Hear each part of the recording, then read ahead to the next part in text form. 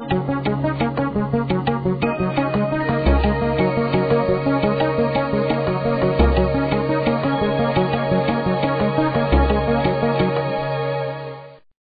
entitled today's sermon, Created with You in Mind. And so the question we ask ourselves is, God created anything with you in mind? And that's why I couldn't help but smile at Joanne's little email that she had a daffodil poking out its head, and the first one is springtime. And she acted like in her email that God had made it just for her. And I agree. I agree that God had made that daffodil just for her. And he had her in mind. And the result was that, and I'm speaking on her behalf, the result was she was inspired, she was encouraged. What I find from that is it's a reminder that life is springing forth. It's springtime again, or the potential for springtime. All of those things that God is doing for us. I want to take a look at this, that God created with you in mind, from the context of the book of Romans. The Apostle Paul, who is writing to the church at Rome, and he's telling them about the creation and about knowing God. Because Paul is going to tell us here in Romans chapter 1 that the ancient individuals, in his day at least, and those the predecessors to the Apostle Paul, when they could have known God, they did not know God. And he's telling them how that they might know God in Romans chapter 1. And it's verses 19 through 21. And we're going to concentrate on the center part of this particular passage with the thought, as we read verses 19 through 21, the recognition of a couple of things here about God, what He is doing, about faith and the like. And in fact, we might even begin all the way back in verse 17. For in the gospel, a righteousness from God is revealed, a righteousness that is by faith from first to last. Just as it is written, the righteous shall live by faith. And the wrath of God is being revealed from heaven against all godlessness and wickedness of men who suppress the truth by their wickedness. Since what may be known about God is plain to them, because God has made it plain to them.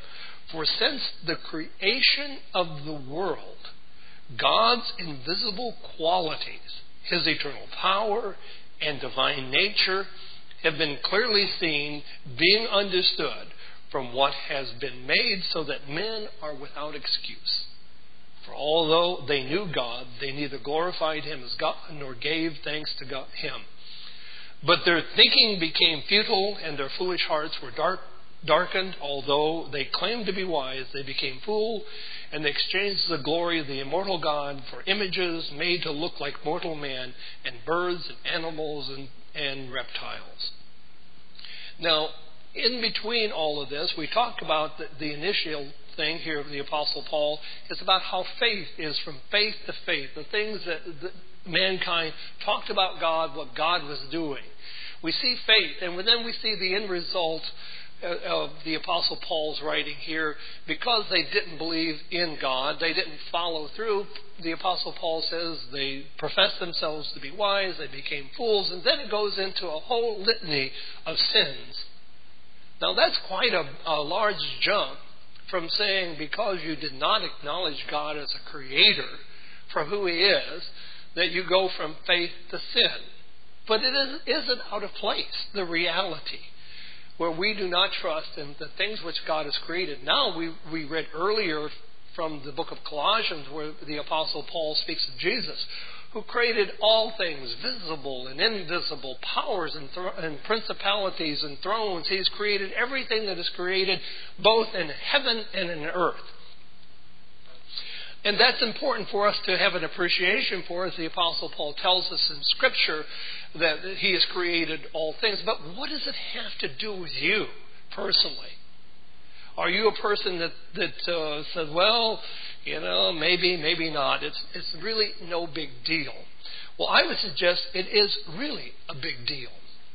Because Paul is helping us to see, and I hope that we can see, that the things that God has created, the things that God has made, are an incredible testimony to God himself and how it changes the way that we think and what God is doing in our life. Paul simply states in verse 19 that when they may have known God, that God is made manifest, that God had been shown unto them, then the question is, well, how has God shown himself unto them? And he says, through the creation. For the invisible things from heaven and earth are clearly seen. Now, this is what the Apostle Paul is saying back in about AD 60.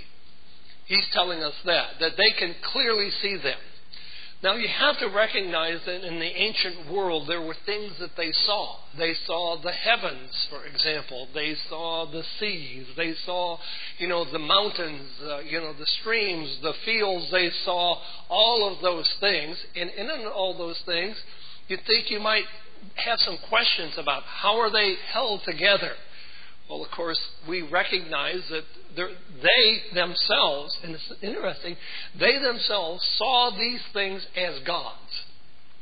The god of the sea, Neptune. They saw the gods of the heavens, the god of the valleys, the gods of the mountains, but they didn't see it as God. And as God who had created something for all of them.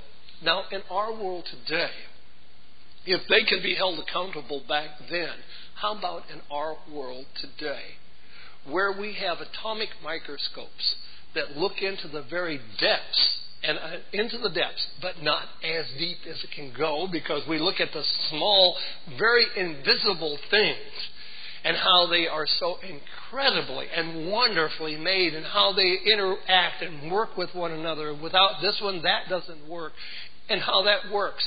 On the other hand, we can go to the expanses of the heaven and Hubble Space Telescopes and beyond that now, where we can see into the universe, and we can see, and you and I can go on our computers and type in cosmic universe, and we can look and see the things that David never saw.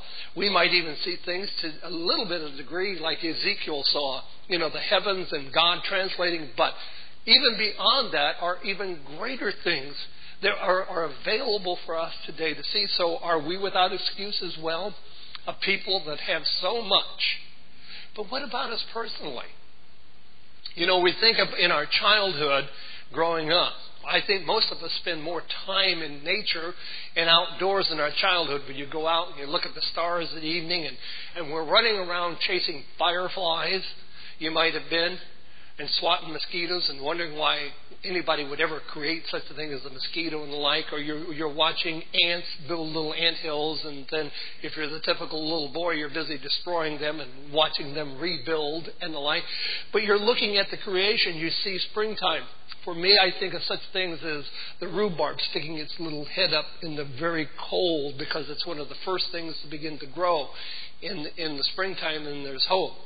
And then there's flowers that grow like violets or lilacs or things that begin to bud. At home right now, my apricot tree is putting on blossoms, and I'm thinking, oh, this is beautiful, this is gorgeous. But you see the creation. It's being understood by the things that is made. What is being understood? Well, Paul says here, the eternal power and Godhead. The eternal power of Godhead. Now you look in our world today where you can see the expanses of the universe, and we say, well, this is how big it is, and it's ever expanding, and I don't know that we got all these facts straight, but the point of it is, it's awesome. And it's held together by God's eternal power. It isn't held together by hammer and nail, something that we've done. It isn't that we've been able to lasso, as it were, the universe. But there's the eternal power that for years and years it has been working and doing and being held together. And the Apostle Paul says it's been held together by the Lord, the God, who created all things, both visible and invisible things. Feeling the blues today, or tired of life already? Do you have questions about life, or need spiritual advice? We can help. Log on to worldwidechurchofgod.com or wcgfairfield.blogspot.com and stay connected to reality. The Worldwide Church of God in Fairfield, Santa Rosa, and Modesto are located in the San Francisco Bay Area, regarded as the most prosperous region in the United States. We believe Jesus Christ when he proclaimed in Matthew 6:24 that serving God is more important than serving mammon. We welcome everyone to come and worship and fellowship every Saturday at the times listed on your screen and on our website, worldwidechurchofgod.com.